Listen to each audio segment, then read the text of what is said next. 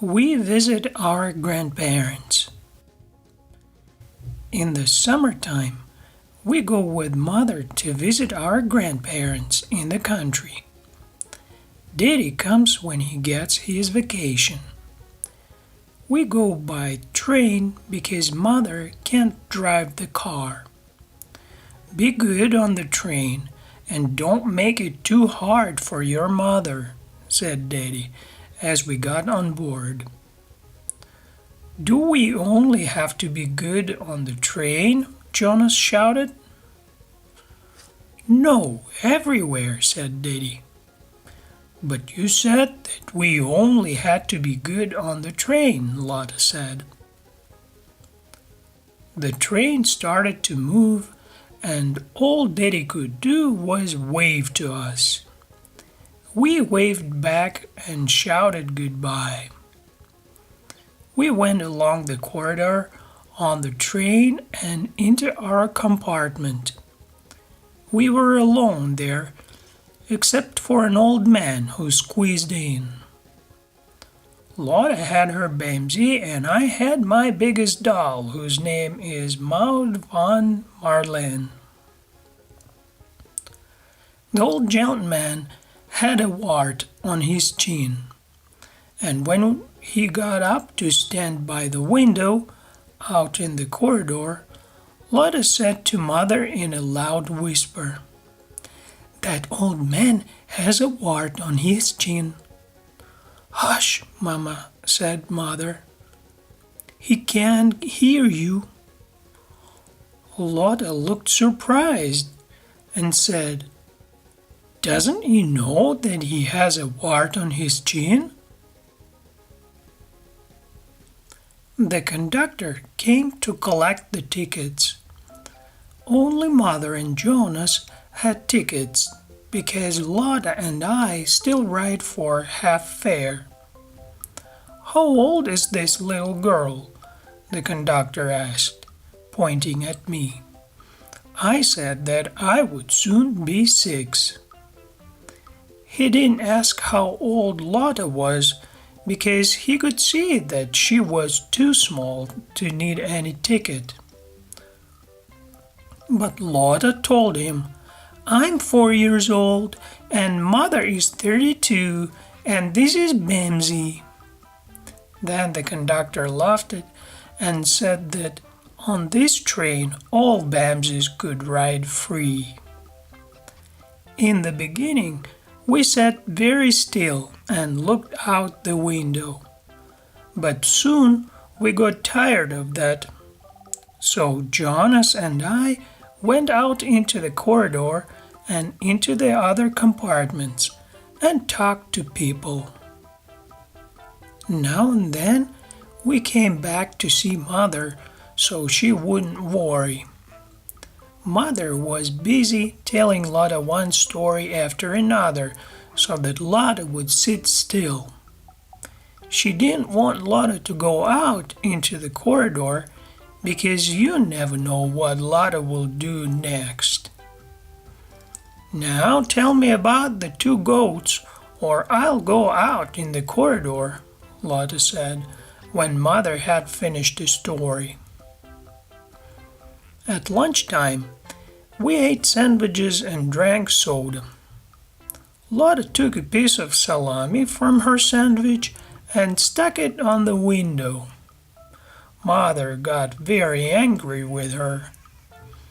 "Lotta, why do you smear the salami on the window?" "Because it sticks much better than the meatballs," said Lotta. Then Mother really got angry at her. Mother had to rub the train window with paper napkins for a long time before it got clean. Once, when the train stopped at a station, Jonas decided that he and I should get off for a breath of fresh air. We couldn't get the door open, but a lady helped us. "Are you getting off at this station?" she asked. "Yes," we said. We were getting off but we were getting back on, of course. We stepped off the train and went all the way back to the lost car and got on train again. Then we walked back through the whole train until we came to our own compartment. Mother and the lady who helped us with the door were talking to the conductor. Mother was crying. "But you must stop the train. My children got off," she said. "But we got back on again," Jonas shouted as we ran up to them. Then Mother began to cry again, and the lady who had helped us open the door scolded us. I could never understand why that lady scolded us when she was the one who had helped us get out of the train. "Now you just go and sit down in that compartment and don't you move," Mother said. But there was no Lotta in the compartment. "Where's Lotta?" I asked, and Mother almost started to cry again. We finally found Lotta in a compartment much further down. She was busy telling a story to a lot of people. As we arrived, we heard her saying, "In our compartment, there is a man who has a wart on his chin, but he doesn't know about it." Mother grabbed Lotta and pulled her back to our own compartment. After that, we had to sit there without moving because Mother was very, very angry and said that it would be easier to watch a herd of wild buffalo than to try to keep track of us. Buffalo reminded me that I would see baby calves at my grandparents', and that made me very happy. When we got to the station, we took a taxi out to our grandparents' house. They were standing on the front porch waving. Their dog, Lucas, was barking and jumping up and down. The whole place smelled of summer. "Welcome, my little darlings," said Grandmother. "Some darlings," Mother mumbled. "Tomorrow we may ride Blackie," said Grandfather. "Come to the barn and I'll show you Muriel's kittens," said Grandmother. "Do you have any candy left in your cupboard?" Lotta asked. "Let's have a look," Grandmother said. "I just might have some left." Then we knew that we had come back home to Grandmother and Grandfather.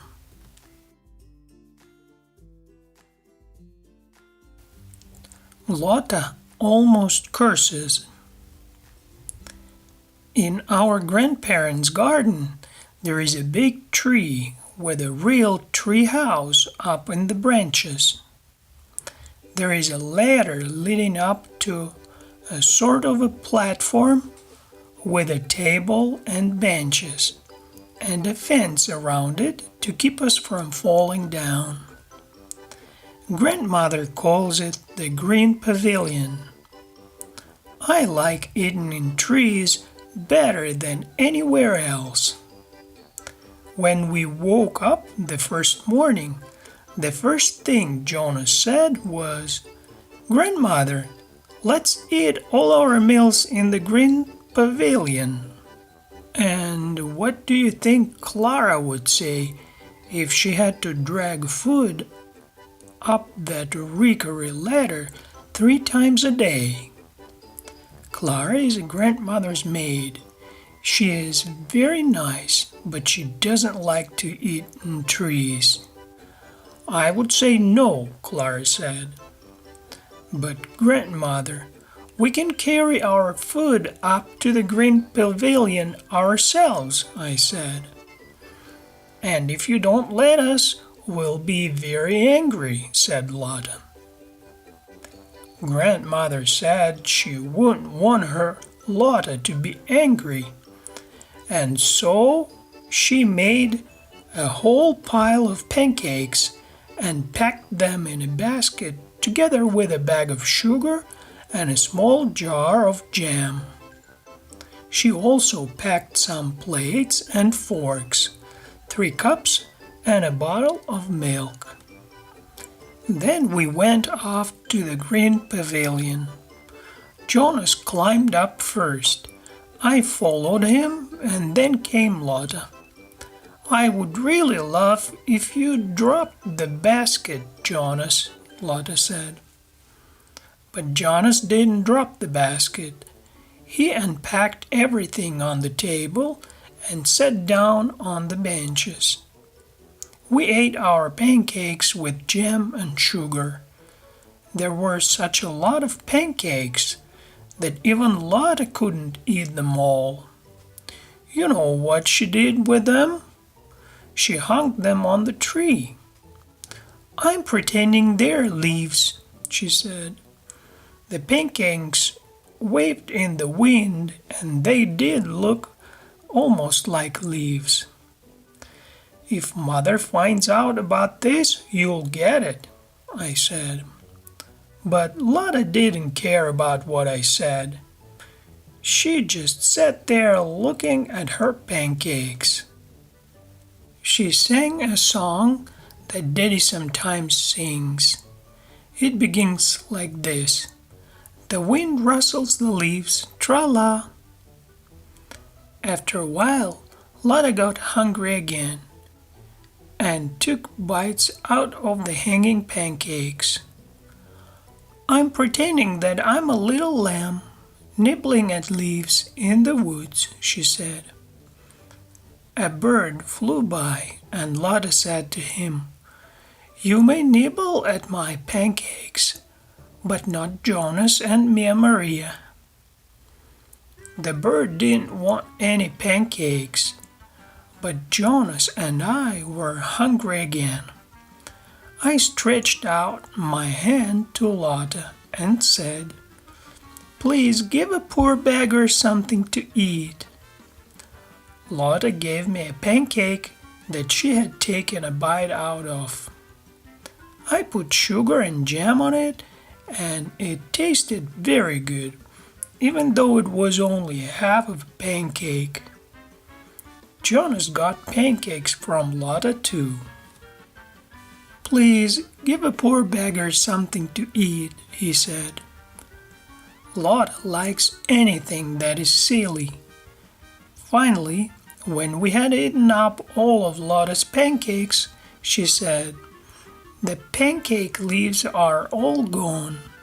Now we have to start eating the green ones. She ripped off a whole handful of green leaves and wanted us to eat them. But Jonas and I said that we weren't hungry anymore. They taste all right if you put sugar and jam on them, Lotta told us. And she put some jam and sugar on a green leaf and ate it. You'd better make sure there is no worm on that leaf, Jonas said. The worm has to watch out for himself, said Lotta. That kid has an answer for everything, as grandfather would say. The following day, which happened to be a Sunday, we had fried fish for lunch, and next to salmon patties. It's the worst thing Lotta knows. When the weather is pleasant, Grandmother and Grandfather always eat at a table that stands under the biggest tree in the garden. Grandfather, Grandmother, Mother, Jonas, and I were all sitting around the table ready to eat. But Lotta kept on playing with the cat. She wouldn't come even though Mother called her several times. Finally, She came, and when she saw that we were having fish, she said, "Fish on Sunday, damn it." Mother got very angry with her because she had told Lotta 1,000 times not to say damn, which is almost a swear word. Mother warned Lotta that if she said damn once more, she wouldn't be allowed to stay in the country with grandmother, but would have to go back to town. Lotta wasn't allowed to sit at the table with us because she had said that bad word. And while we were eating our lunch, Lotta walked around the garden crying. When we had finished, she had to eat alone at the table. She howled and howled. Mother told Jonas and me to run along and play because Lotta had to be alone until she was good again. But we hid behind the corner of the house and watched Lotta cry. At last she quieted down, but that was only because she had another one of her ideas. She picked up the fish on her plate and walked over to the rain barrel that was standing under the drain spout. Lotta dropped the fish into it, but Mother had been watching Lotta too. "He needs to swim a little, damn it." "Lotta, remember what I told you," Mother warned. Lotta nodded and ran into the house. After a few minutes, she came back carrying her own little suitcase. A belt hung outside the bag and trailed behind her when she walked.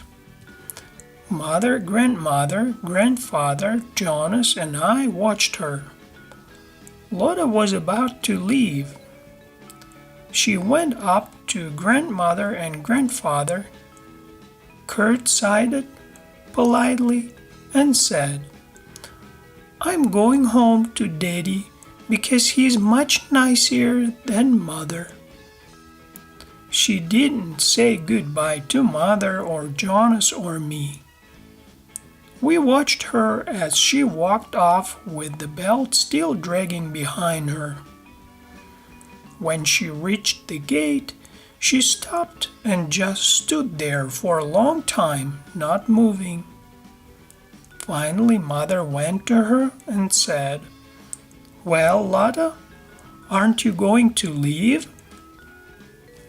"I can't ride alone on the train, damn it," Lotta said. Then Mother picked up Lotta in her arms and said that she had better stay because it would be so sad for everyone if she left. Lotta threw her arms around Mother's neck and sobbed. She wouldn't talk to Jonas and me even when we tried to be nice to her. That night, when we had gone to bed, Grandmother came into our room and told us stories from the Bible. She showed us pictures from it, and one was of a boy named Joseph. Grandmother said that Pharaoh, the king of Egypt, gave Joseph a beautiful ring. Suddenly Lotta said, 1, 2, 3, 4, 5. Grandmother, what did you say? Since Lotta learned to count, she hardly ever says damn anymore. Lotta's unlucky day. One of our favorite places at our grandparents' is the doll house. It belonged to Mother and Aunt Katie when they were little girls. Their dolls live in that house. It is painted red and is tucked away in a corner of the garden with a small path leading up to it. It has a little lawn all its own where daisies grow. The doll house is furnished with white tables and chairs, and there is a closet with doll's dishes, a frying pan, and an iron, and a small jug with matching glasses for juice. There is also a little chair which was grandmother's when she was a girl. It's hard to believe that a chair could be that old. One day, when we played there, we pretended that Jonas was Daddy, and I was Mother, and Lotta was Clara, our maid. "Now Daddy's going to take the baby out," said Jonas. He took the doll carriage with Aunt Claire Katie's doll and went out into the garden. "And I'm going to scrub the kitchen floor," Lotta said. "No, first of all, we're going to make cheese," I said, since I was the mother. I was going to make the decisions. "No cheese before I've scrubbed the floor," Lotta said. Jonas told Lotta that she couldn't play with us if she didn't do what we told her to. So we made cheese. When you make cheese, you take berries and put them in a handkerchief. Then you squeeze out all the juice, and what is left in the handkerchief you make into small round cheeses that are very sour. "Now I'm going to scrub the floor," Lotta said. She picked up the pail and went into grandmother's kitchen to get some water. When she came back, she emptied the whole bucket on the dollhouse floor. Then she got down on her knees and began to scrub with a soapy brush. She got herself very wet. "Are you swimming or what are you doing?" asked Jonas, who had just come in with the baby. "I'm scrubbing the floor because the floor has to be scrubbed," Lotta said. "Besides, that's the most fun." Lotta finished her scrubbing very quickly. "That's done," she said. And Jonas and I had to mop up the water. Lotta didn't help at all. She just stood around watching us. The real Clara is always singing and dancing in the kitchen. Sometimes she does a little jig and sings, "Tra-la-la, yo-ho-ho, when I dance I think about you." Now Lotta was doing exactly what Clara did. She was dancing around singing, "Tra-la-la, yo-ho-ho, when I dance I think about you." The only difference was that she took the egg beater that hang on the wall in the dollhouse, dipped it into the pail, and sprayed water all over Jonas and me. Then she laughed it as hard as she could. We got very angry with her and told her if she was going to be that silly, she could mop up the water herself. But Lotta just kept on dancing and splashing water around. The floor was slippery from all the soap, and suddenly Lotta fell and hit her head on the cupboard. Poor Lotta. "It's not fun being Clara," she cried. After that, she went outside to find the cat and left Jonas and me to play by ourselves. We made spinach from lilac leaves and ate cheese and spinach. We only made believe, of course. All of a sudden, we heard Lotta scream, and when we looked out, she was pulling the cat by the tail. The cat was yowling and scratching at her. All I did was hold him by the stem, and he got angry and scratched me, she cried. Mother and grandmother had gone out, so we went to look for Clara to give us a band-aid for Lotta's scratches. Clara wasn't in the kitchen. Lotta had forgotten to turn off the faucet when she got the water to scrub the floor, and I can tell you that there was 10 times more water on the kitchen floor than there was in the dollhouse when Lotta was scrubbing. Jonas sloshed through the water and turned off the tap. Just then Clara came in.